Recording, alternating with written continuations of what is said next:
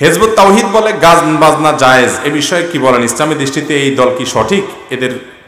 এদের ব্যাপারে আমাদের সিদ্ধান্ত কি হবে? ভাইরা আমার, হিজবুত তাওহীদের ভাইরা তারা মনে করে গান বাজনা হালাল, তারা মনে করে নারী পুরুষ একসাথে থাকা হালাল, তাদের নামাজটা নামাজ না, ওই আর্মিদের ট্রেনিং এর মতো অনেক তামাশা তারা করে।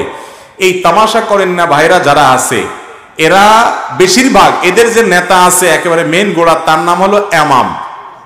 ইমাম না, কি এমাম। এই এমাম সাহেব নিজে কোরআনে কারীমের একটা আয়াত শুদ্ধ করে পড়তেও পারে না।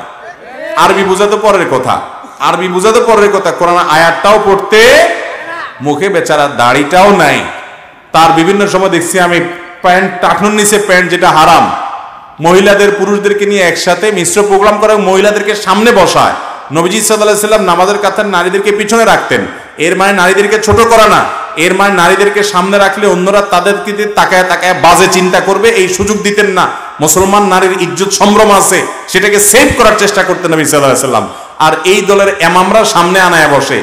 এরা বলে সব আলেম ওলামারা সব খারাপ, গোমরা হয়ে গেছে, এরা কেউ প্রকৃত ইসলামে নাই, ওনারা প্রকৃত ইসলামে আছে।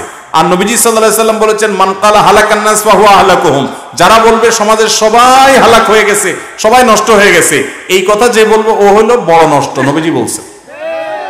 অতএব এদের বিভ্রান্তি থেকে আমাদেরকে দূরে থাকতে হবে, সচেতন সাবধান থাকতে। এদের কাজই দেখবেন আলেম ওলামাদের বিশুদ্ধার করা। আলেমরা নবীর ওয়ারিস, আলেমদেরকে বিশুদ্ধার করলে আর ইসলামই থাকে না। কোরআন হাদিস কার কাছে থাকবে? এরাই তো কোরআন ইসলামের ধারক বাহক। ভুল থাকলে ভুলের সমালোচনা হতে পারে, কিন্তু ঢালাও ভাবে এরা আলেম ওলামাদের সমালোচনা করে। এদের বিভ্রান্তি থেকে আল্লাহ তাআলা আমাদেরকে দূরে থাকার তৌফিক দান করেন।